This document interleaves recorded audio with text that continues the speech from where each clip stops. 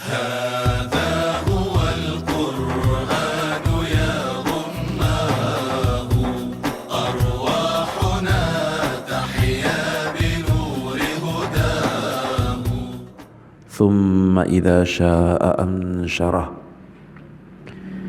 Ini kalau kita melihat surat ini, pertama adalah teguran kepada Rasulullah Sallallahu Alaihi Wasallam ketika datang seorang a'ma, seorang yang buta. Beliau dalam keadaan mengajak kepada orang-orang yang pembesar-pembesar dari orang Quraisy. Andai kata ada orang-orang satu dari mereka saja masuk Islam, maka banyak orang-orang. Ketika salah satu dari mereka masuk Islam, maka yang sebelumnya orang-orang mukmin ini disakiti, banyak ditindas karena keimanan mereka.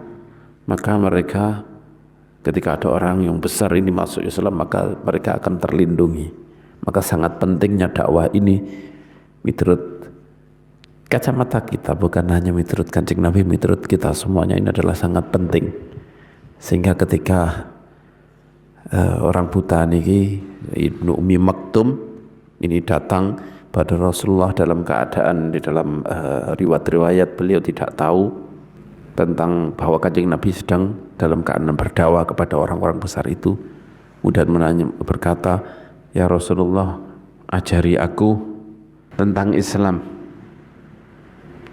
Alimni mimma 'allamakallah."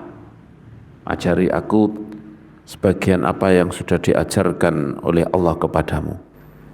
Kemudian karena seperti ini, beliau dalam keadaan sibuk, kemudian diganggu, kemudian Rasulullah SAW beliau abasa wa tawalla, yakni muram durja wajahnya, wajahnya melihatkan tidak sukaannya, mencurang bahasa Jawa nih, karena ini kemudianlah ditegur oleh Allah Subhanahu wa taala dengan kejadian ini.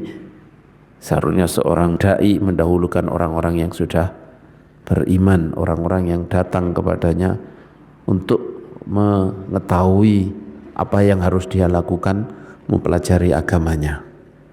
Menunjukkan walaupun seorang buta, walaupun orang yang rendah di dunianya, tapi kalau jika itu mukmin, itu jauh lebih utama dibanding dengan orang-orang yang walaupun besar kaya, orang pembesar, tapi orang itu tidak beriman kepada Allah Subhanahu wa taala.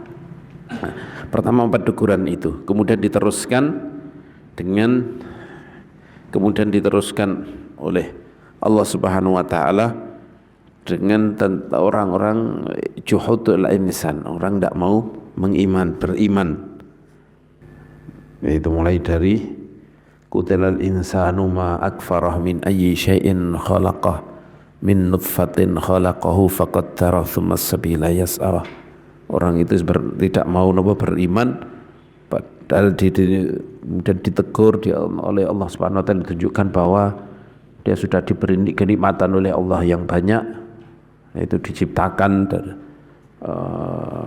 dia tidak ada artinya, dia sangat hina. Dia diciptakan dari nutfah, dari mani, dan diberi nikmat oleh Allah dengan ditentukan keadaannya, kemudian jalan keluarnya pun dimudahkan oleh Allah Subhanahu wa taala. Kemudian Allah mematikannya, kemudian Allah menguburkannya, masih dimatikan, diberi kehormatan, yaitu dikuburkan oleh Allah Subhanahu wa taala. Tidak sebagaimana hewan-hewan yang lain dibiarkan itu aja. Kemudian mengingatkan kenikmatan dan sekaligus kebesaran Allah. Falyanzuril insanu ila ta'ami anna sababnal ma'a sabba thumma syaqqaqnal arda syaqqa. Lihatlah wahai kepada makanannya, bagaimana Allah Subhanahu wa taala menumbuhkan itu semuanya, dan kemudian setelah kenikmatan, setelah kehidupan penciptaannya, kemudian hidupnya di dunia diberi nikmat seperti itu, dan Kemudian Allah Subhanahu wa taala menceritakan tentang kiamat, yaitu yauma yafirru idza ja'atis sakhah, ketika hari peniupan trompet yang kedua, ketika hari-hari orang pada sibuk sendiri-sendiri, tidak mengurusi keluarganya, saudaranya, ibunya, bapaknya, istrinya, bahkan anak-anaknya. Kemudian pada saat itu, sebagaimana ayat-ayat yang makkiyah yang lain, ayat-ayat yang turun di Mekah, ini tentang akhirat, tentang akidah bahwa setelah kematian ini akan dibangkitkan dan akan ada dua jalan, ada dua tempat, ada dua kelompok, yaitu wujuhu yauma idzin musfirah, wajah-wajah yang bersinar, yang tertawa, yang senang, dan wajah-wajah yang murung, yang menghitam di akhirat nanti. Ini adalah kandungan secara global dari surat Abasa wa Tawalla. Bismillahirrahmanirrahim. Abasa wa tawalla. Abasa kirang reno penggali sapa Muhammad. Wa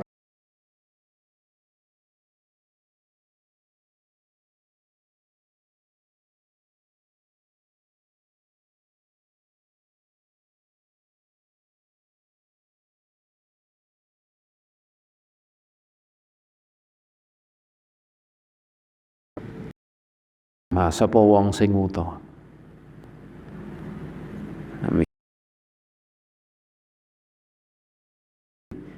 Abasa wa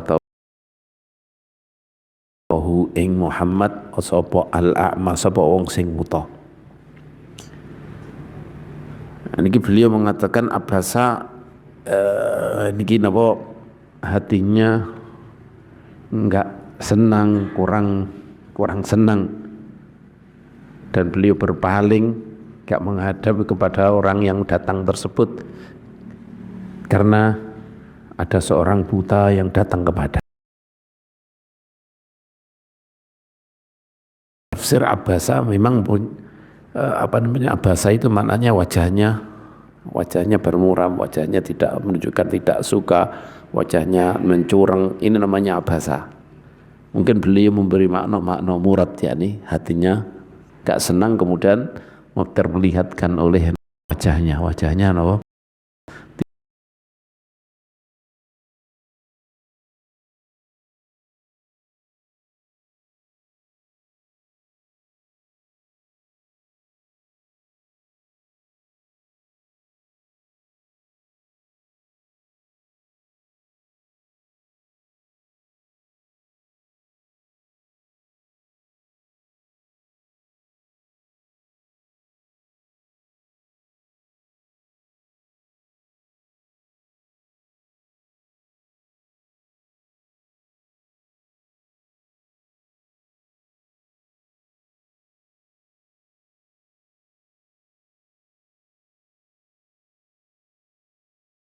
Tahu, mungkin saja orang ama ini yang datang kepadamu, dialah yang justru akan menjadi bagus, akan membersihkan diri dari dosa-dosa, akan membersihkan diri dari amal-amal yang tidak sesuai dengan syariat.